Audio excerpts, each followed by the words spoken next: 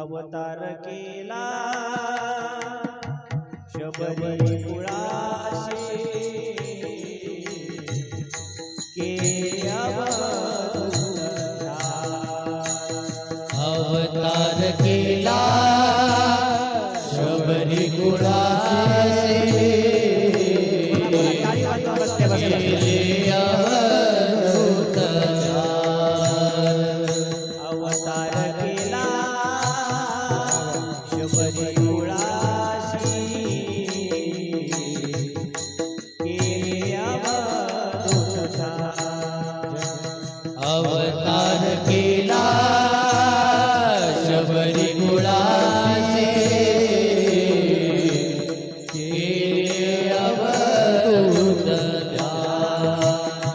भाद्रपद षष्ठी पुण्य दिवशी प्रगटले योगी महा भाद्रपद दिवशी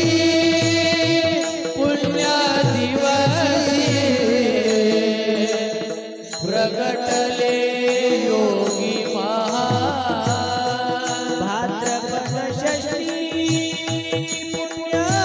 दिवशी प्रगटले योगी महा भाद्रपद षष्ठी पुण्य दिवशी प्रगटले योगी महा धन्य झालो तव गुणगाता विसरली देवा धन्य झालो तव गुणगाता विसरली देवा मस्तक हे पायावरी वारकरी संतांच्या वारकरी संतांच्या वारकरी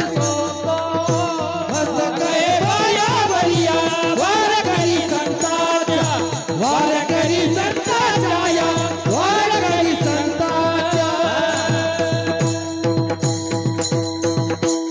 मस्तक हे पायावरी या वारकरी संतांच्या काय नोहे केले एका चिंतिता विठ्ठले सर्व साधनांचे सार भव सिंधू तरी पार प्रस्तुत प्राप्त प्रसंगी कीर्तन रूपी सेवे करता गायलेला अभंग महान भगवत भक्त